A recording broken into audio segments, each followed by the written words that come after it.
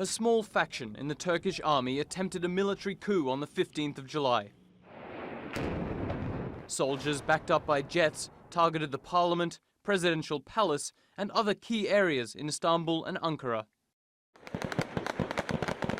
246 people died and more than 2,000 were injured, most of them civilians. Turks took to the streets to defeat the coup plotters and defend civilian rule. When it became clear that the coup would fail, many soldiers surrendered.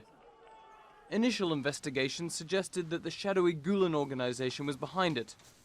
It is labeled as a terror group by the Turkish government and is headed by cleric and businessman Fethullah Gulen from his base in the United States. In the days after the coup, the government declared a state of emergency and promised to find those directly responsible. The purpose of the declaration of the state of emergency is in fact to be able to take the most efficient steps in order to remove this terror threat as soon as possible, which is a threat to democracy, to the rule of law, and to the rights and freedoms of the citizens of our country.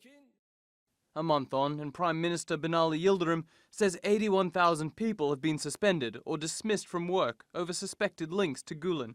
That includes more than 3,000 military staff, judges and civil servants. 35,000 people have been detained and more than 17,000 arrested and will stand trial. Amidst the operations, pro-democracy rallies across Turkey were held every night for 27 days. The biggest one took place in Istanbul, where government officials were alongside some opposition parties. Officials said millions of people were there. We've got the left, the right, and the conservatives in our country, and we live in harmony together. I hope no one will sabotage our country.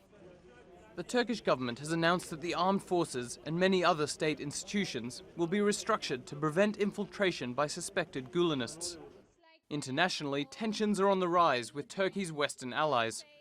The government expressed its disappointment about the lack of support from the West and their criticism of Turkey's anti-coup operations.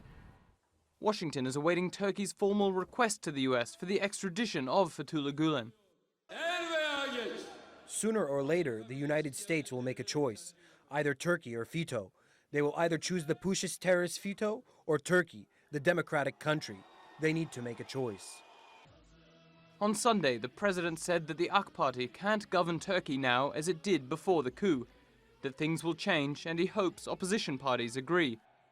Some change seems certain. Turks will have to wait to see just what that is. Donald Cameron, TRT World.